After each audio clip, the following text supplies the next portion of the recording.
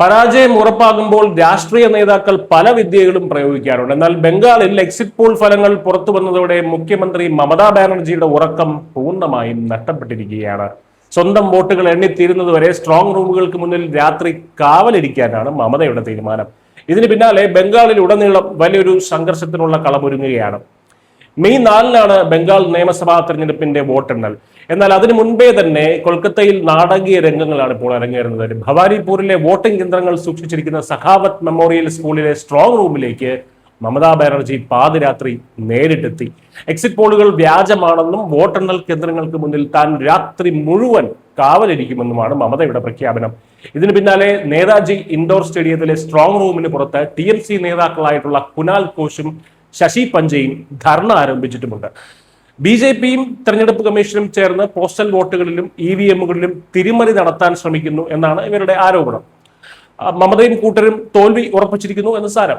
ഇതിനിടെ ഭവാനിപൂരിൽ മമതയുടെ വാഹനത്തിൽ സംശയാസ്പദമായി എന്തോ കൊണ്ടുവന്നു എന്നാരോപിച്ച് BJP പ്രവർത്തകർ TMC വാഹനം തടഞ്ഞതൊക്കെ വലിയ സംഘർഷത്തിന് വഴിവെച്ചിട്ടുണ്ടായിരുന്നു.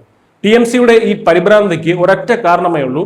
പുറത്തു വന്ന എക്സിറ്റ് പോൾ ഫലങ്ങൾ അത് മാത്രമാണ് കാരണം. ടുഡേസ് ചാണക്യ ഉൾപ്പെടെയുള്ള സർവേകൾ ബംഗാളിൽ വൻ കാവി തരംഗമാണ് പ്രവചിക്കുന്നത്. BJP 48% വോട്ട് വിഹിതത്തോടെ 192 സീറ്റുകൾ നേടി അധികാരത്തിൽ വരുമെന്നും തൃണമൂൽ കോൺഗ്രസ് വെറും 100 സീറ്റുകളിൽ ഒതുങ്ങുമെന്നുമാണ് പ്രവചനം. തൃണമൂലിന്റെ മറ്റൊരു പ്രധാന നീക്കവും കഴിഞ്ഞ ദിവസം കോടതി പൊളിച്ചിരുന്നു.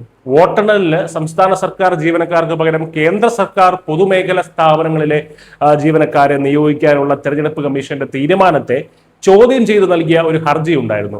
ആ ഹർജി കൽക്കട്ട ഹൈക്കോടതി തള്ളി. ഇതോടെ വോട്ടെണ്ണൽ പ്രക്രിയയിലുള്ള TMCയുടെ അവിഹിത നിയന്ത്രണവും നഷ്ടപ്പെട്ടിട്ടുണ്ട്. അഴിമതിയും നിയമരാഹിത്യവും കാരണം ബംഗാളിലെ ജനങ്ങൾ BJPക്ക് വോട്ട് ചെയ്തുവെന്നാണ് സ്വാതി മലിവാളിനെ പോലുള്ള നേതാക്കൾ വ്യക്തമാക്കുന്നത്. വലിയൊരു തോൽവി മുന്നിൽ കാണുമ്പോൾ അതിനെ ന്യായീകരിക്കാൻ ഒരു കാരണം വേണമല്ലോ.